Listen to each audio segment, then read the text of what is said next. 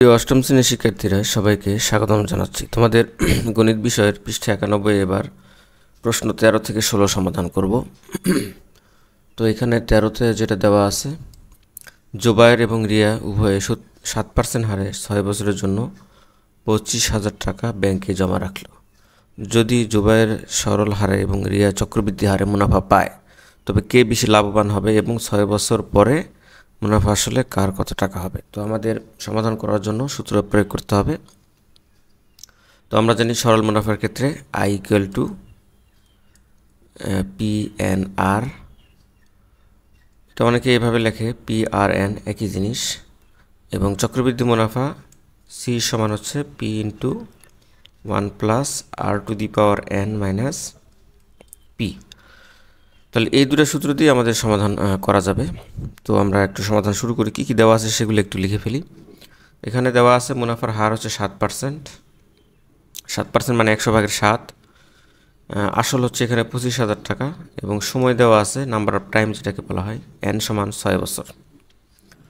তো আমরা প্রথমত জুবায়ের ক্ষেত্রে সরল মুনাফা বের করি। সরল মুনাফা সমান I = PNR। তো মান বসিয়ে দিই। P সমান 25,000, n সমান 6 এবং R সমান 100/7। তো আমরা এটা ক্যালকুলেটর করি। তো এখানে 100 দিয়ে কাটলে 1 হয়, 100 দিয়ে যদি কাটি এটা 250 হয়। তো 250-এর সাথে আবার 6 গুণ করব, 6-এর সাথে আবার 7 গুণ করব। গুণ করে আমাদের এটা আসবে 10,500 টাকা আসবে। তো তোমরা গুণ যদি না করো তাহলে 25,000-কে 6 দিয়ে গুণ দিবা, তার সাথে 7 দিয়ে গুণ দিবা, সবগুলাকে গুণ করে গুণফলের সাথে 100 ভাগ করবা, করলে এই ফলটাই আসবে। তো আমি একটু ক্যালকুলেটরে তোমাদের সমাধান করে দিচ্ছি, তোমরাও চাইলে দেখে নিতে পারো। তো ক্যালকুলেটরের সমাধানটা এরকম। দেখো, ক্যালকুলেটরে তোমরা যদি কাটাকাটি না করো তাহলে দেখো, এই যে 25,000 আগে লিখবা, 25,000 ক্যালকুলেটরে টাইপ করবা, পরে গুণ করবা 6, এরপরে গুণ করবা হচ্ছে 7, ইকুয়াল দিবা, ভাগ দিবা হচ্ছে 100। তাহলে যেটা আসবে 10,500 টাকা আসছে। এরপরে দেখি আমরা রিয়ার ক্ষেত্রে চক্রবৃদ্ধি মুনাফা। সূত্র হলো C = P × 1 + R⁴ মান বসিয়ে দিলাম। আর এর মান n এর মান 6, P এর মান হচ্ছে 25,000। তো আমরা এটা দেখো, 7-কে যদি 100 দিয়ে ভাগ করো তাহলে দেখো, আগে ক্যালকুলেটরে টাইপ করতে হবে 7, এরপরে ভাগ হচ্ছে 100। অনেকে ভুল করে 100 টাইপ করে আগে, তারপরে ভাগ দেয় 7। এটা করা যাবে না। দেখো, এই যে ক্যালকুলেটরে খুব সহজে তোমরা এইভাবে করতে পারবা। যে ক্যালকুলেটরে প্রথমত আগে 7 উঠাইতে হবে, 7, তারপরে ভাগ হচ্ছে 100। দেখো, এই যে ইকুয়াল আসবে 0.07। তাহলে আমরা চাইলে এখানেও ক্যালকুলেটর করতে পারতাম। তো এখন আমরা ক্যালকুলেটর করি। এখানে যা যা আছে হুবহু ক্যালকুলেটরে টাইপ করি। যাদের সাধারণ ক্যালকুলেটর তারা কি করবে, একের সাথে এই যে 0.7 গুণ করবে, গুণ করে সেটা আবার নিজেদের মধ্যে 6 বার গুণ করবে, তার সাথে 25,000 গুণ করবে, গুণ করে যা হবে সেটার থেকে আবার 25,000 বিয়োগ দিবে। যেমন ক্যালকুলেটরে, সাধারণ ক্যালকুলেটরে এইভাবে করতে হবে যে 25,000 গুণ, এই যে এটার সাথে এটা গুণ করে দিলে 1.07 হয়, আর 1.07 এখানে 6 বার লিখতে হবে। 1.07 গুণ 1.07 গুণ 1.07 গুণ 1.07 গুণ 1.07 বিয়োগ 25,000। তাহলে সাধারণ ক্যালকুলেটরে হুবহু এইভাবে যদি তোমরা টাইপ করো তাহলে অ্যান্সার পাওয়া যাবে। আর সায়েন্টিফিক ক্যালকুলেটরে তোমরা এই যে এইভাবে হুবহু টাইপ করে নিলে তোমাদের অ্যান্সারটা আসবে। যেমন এখানে আমি লিখতেছি, প্রথমে 25,000, তারপরে গুণ দিব, এরপরে ব্র্যাকেট দিব, তারপরে 1 লিখব, যোগ 0.07, এরপরে ব্র্যাকেট ক্লোজ, এরপরে পাওয়ার লিখব হচ্ছে 6, এরপরে আমরা বিয়োগ চিহ্ন দেব, 25,000। তাহলে দেখো, এখানে আসতেছে 12,518.2588, কিন্তু আমরা এখানে শুধু এগুলা দশমিকের পরের ডিজিটগুলো আমরা বাদ দিয়ে এখানে 2-5 লিখবো, দশমিকের পরে 2-5 লিখবো। তাহলে এখান থেকে দেখা যাচ্ছে যে এখানে প্রশ্ন বলেছে কে কত বেশি লাভবান হবে। তাহলে এখানে দেখাই যাচ্ছে যে আমাদের এখানে এই যে রিয়া বেশি লাভবান হবে, কারণ রিয়া হচ্ছে চক্রবৃদ্ধি মুনাফায় ব্যাংকে টাকা জমা রেখেছে।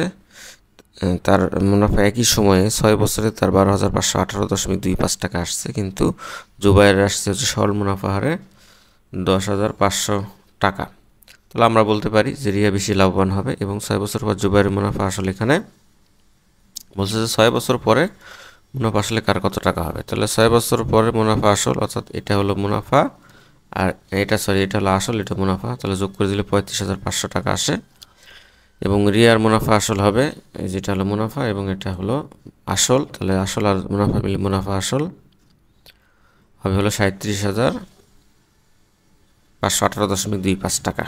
তো আশা করি তোমরা বুঝতে পেরেছো। এরপর আমরা নেক্সট সেটা করব। আহসান ও তাহসিন উভয় 11% মুনাফা হারে 5 বছরের জন্য 20,000 টাকা ব্যাংকে জমা রাখলো।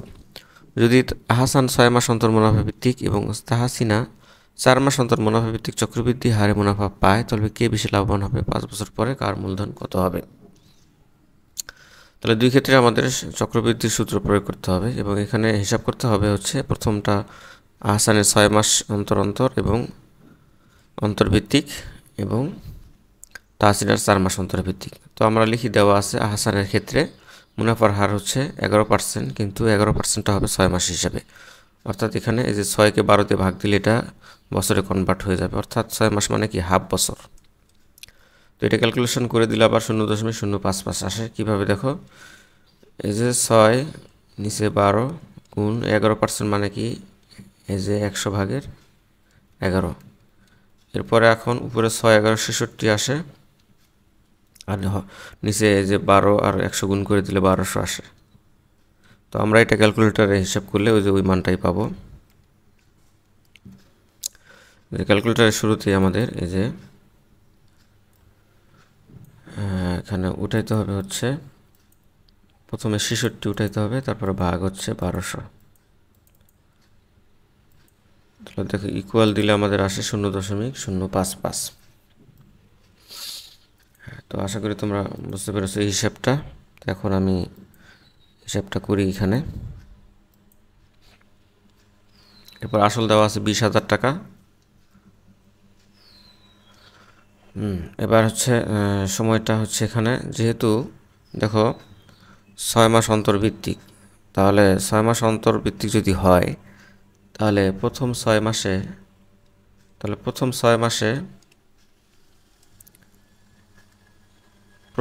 মাসে সে মুনাফা দেবে হচ্ছে একবার, মুনাফা পাবে একবার, ঠিক আছে। তাহলে প্রথম 6 মাসে যদি একবার পায়, তাহলে বছরে কয়বার মুনাফা পাচ্ছে? 2বার। তাহলে এক বছরে কিন্তু এখানে 2বার মুনাফা পাচ্ছে, মানে কারণ 6 মাস আর 6 মাস মানে 12 মাস মানে 1 বছর, 1 বছরে সে 2বার মুনাফা পাচ্ছে। তাহলে 5 বছরে পাবে হলো 10 বার মুনাফা। এই জন্য এখানে বলছে এন এর মান হচ্ছে এখানে 10। কতবার মুনাফা পাবে সেটা হিসাব করতে বলা হয়েছে এখানে। তাহলে এখন আমরা আহসানের চক্রবৃদ্ধি মুনাফার সূত্র ব্যবহার করি। তো এখন এখানে আমরা মান বসিয়ে দিব। মান বসানোর পরে হিসাবটা আমরা করে নিলাম। করে নেওয়ার পরে যেটা পাবো হচ্ছে 14,162.89 টাকা।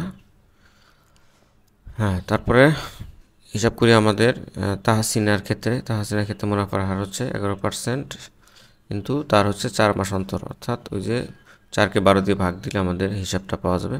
এখন এই হিসাবটার মতোই আমরা হিসাবটা করে নিয়েছি এখানে 0.0367। এটা হলো মুনাফার হার এবং আসল হচ্ছে 20,000 টাকায় থাকতেছে এখানে। আর সময় হচ্ছে যেহেতু 4 মাস অন্তর অর্থাৎ 4 মাস পরে একবার, 8 মাস পরে একবার, 12 মাস পরে একবার, অর্থাৎ 1 বছরে 3বার পাবে। তাহলে 5 বছরে এরকম 15 বার পাবে। তাহলে 12কে 4 দিয়ে ভাগ দিলে 3 সাথে 5 গুণ করলে 15। লাইনের মান আছে এখানে 15। তো আমরা হিসাব করি। তাহলে পির মান 20,000 টাকা। তাহলে 1, তারপর আর এর মান এটা বসালাম, এরপরে এন এর মান হচ্ছে 15। তাহলে আমরা এটা হিসাবটা এখন এটা তোমরা নিজেরা ক্যালকুলেটর দিয়ে করে নিবে। এটা হিসাবটা পেয়ে গেছি আমরা 14,342.07 টাকা। তাহলে দেখো কে বেশি লাভবান হবে। তাহলে এখানে দেখা যাচ্ছে যে হাসানের চক্রবৃদ্ধি মুনাফা এখানে 14,162.89 টাকা, কিন্তু তাহাসিনের হচ্ছে 14,342.0 টাকা। তাহলে লাভবান হবে হচ্ছে তাহাসিনা। সুতরাং আমরা এখানে লিখব তাহাসিনা বেশি লাভবান হবে। 5 বছর পর হাসানের মূলধন হবে এই যে 34,162.89 টাকা। 5 বছর পর তাহাসিনার মূলধন হবে 34,342 টাকা। তাহলে দেখো এর মূলধন এখানে বৃদ্ধি পেয়েছে।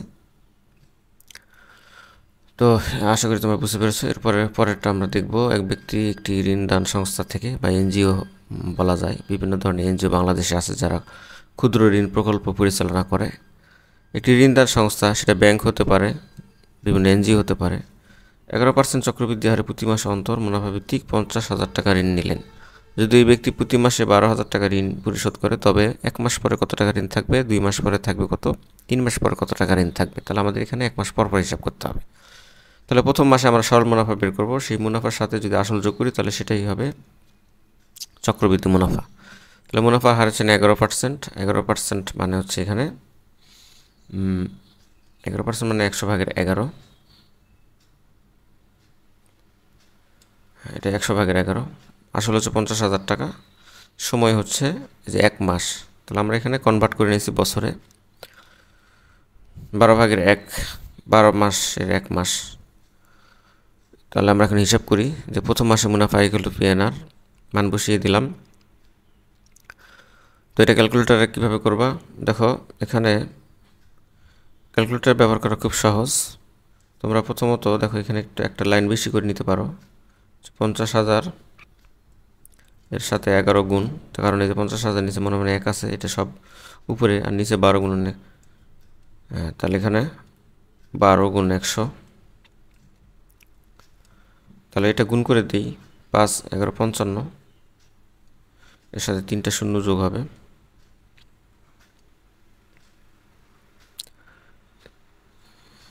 হ্যাঁ, তাহলে এখানে শূন্য, এখানে আরেকটা হবে এখানে,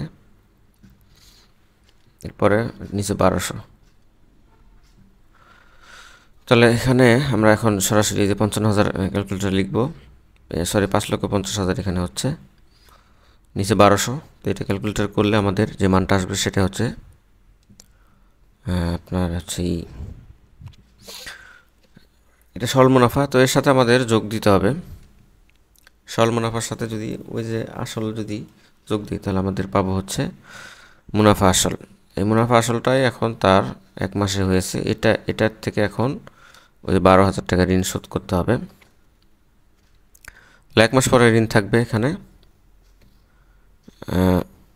এই যে এই টাকা থেকে 1 মাসে তার মানে মুনাফাটা হয়েছে এত।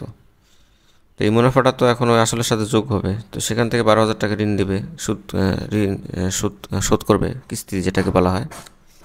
তো এটা থেকে বিয়োগ দিলে থাকে 38,458.33 টাকা।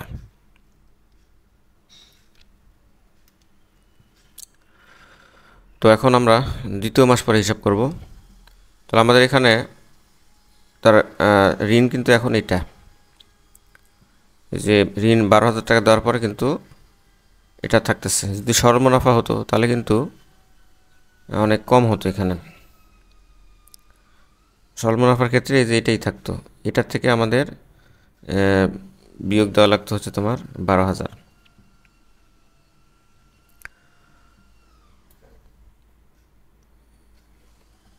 এরপরে মুনাফার হার তো একই থাকবে, সময়টা একই থাকবে, আর আসলটাও যে দ্বিতীয় কিস্তি দেওয়ার পরে যেটা, কারণ তার তো মুনাফা এরকম বাড়তে থাকবে। তাহলে এটাই এখন আসল, এটার উপর এখন হিসাব করতে হবে। এটার উপর আবার মানে লাভের উপর লাভ যে হয় সেটাই তো চক্রবৃদ্ধি মুনাফা। তাহলে পি সমান এত, আর এই হিসাবটা আগের মতোই। তাহলে এখন এখানে হিসাব করলে হচ্ছে এখানে 352.53 টাকা। তাহলে দ্বিতীয় মাস পরে তার মুনাফা আসল, এই যে আসল এটা ছিল, তার সাথে আবার এই যে দেখো এটা যোগ হবে আবার করে, যে এটা হবে।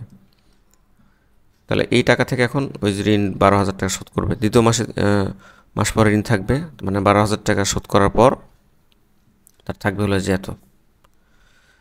এখন তৃতীয় মাসের জন্য এটাই হলো আসল, তৃতীয় মাস হিসাব করার জন্য এটাকে আমরা আসল হিসেবে ধরবো, কারণ এটা তার ব্যালেন্স আছে, মানে ঋণ আছে এটা। হ্যাঁ, তাহলে তৃতীয় মাসের ক্ষেত্রে আমাদের ওই মুনাফার হার তো 11% থাকতেছে। আসল ওই যে এটা দ্বিতীয় মাস ঋণ পরিশোধ করার পরে যে দ্বিতীয় মাসে এটা থাকতেছে, এবং সময় তো ওই যে 1/1। আমরা তৃতীয় মাসে মুনাফা হিসাব করি, ই সমানে যে এত। তাহলে এখন এই হিসাবটা আমরা করে নিলাম। করে নিলে এখানে মুনাফা আসে হলো 245.77 টাকা। তাহলে এখন এই যে এটা তো মুনাফা আসলো, এটা হবে যোগ হবে যেটার সাথে, যোগ হওয়ার পরে তার ব্যালেন্সটা এটা আসবে। এখন সে 12,000 টাকা এখন ঋণ দেবে তৃতীয় মাসে। তৃতীয় মাসে এখান থেকে 12,000 টাকা মাইনাস হবে। মাইনাস হওয়ার পরে তার এখানে ব্যালেন্সটা থাকবে হলো 15,056.63 টাকা, মানে এটা এখনও ঋণ তার আছে। তাহলে দেখো পরের মাসে কিন্তু আবার এটার উপরে মুনাফা আসবে। তো এরকমভাবে দেখো প্রতি মাসে মাসে এখানে তার মূলধন বৃদ্ধি পাচ্ছে, ঋণ শোধ করতেছে, মূলধন বৃদ্ধি পাচ্ছে। তো এটাই হলো চক্রবৃদ্ধি মুনাফার একটা নিয়ম। এবার দেখো আর সরল মুনাফাটা হলো যে শুধুমাত্র প্রারম্ভিক মূলধনের উপরে যে হিসাবটা হতো, প্রতি বছর যে প্রতি মাসে একই হারে তার মুনাফাটা বৃদ্ধি পাবে। এরপরে 15 নম্বরটা আমরা করি, যে করিম 9% চক্রবৃদ্ধি মুনাফা হারে 5 বছরের জন্য 50,000 টাকা, এবং মরিয়ম 7% চক্রবৃদ্ধি মুনাফা হারে 5 বছরের জন্য 80,000 টাকা জমা রাখছে।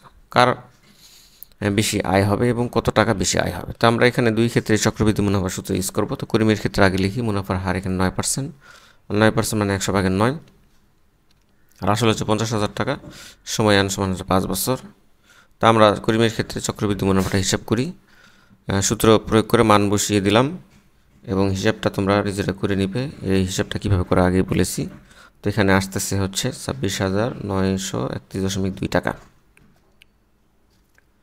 এটা হচ্ছে সরি, এখানে আহসান হয়, এখানে হচ্ছে করিম, মানে আগের অঙ্কে এখানে ছিল, ওটা কপি করে এখানে নিয়ে এসেছিলাম।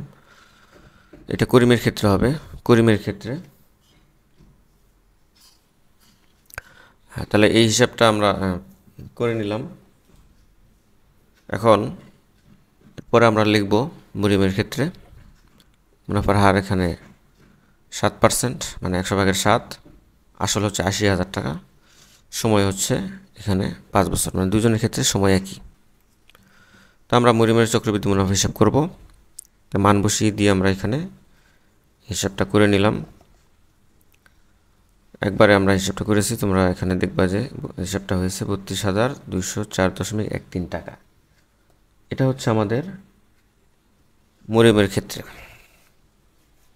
তো আমরা দেখতে পাচ্ছি এখানে মরিয়মের বেশি আয়, কারণ এখানে করিমের হচ্ছে 26,931.2 টাকা, কিন্তু মরিয়মের হচ্ছে 32,204.13 টাকা।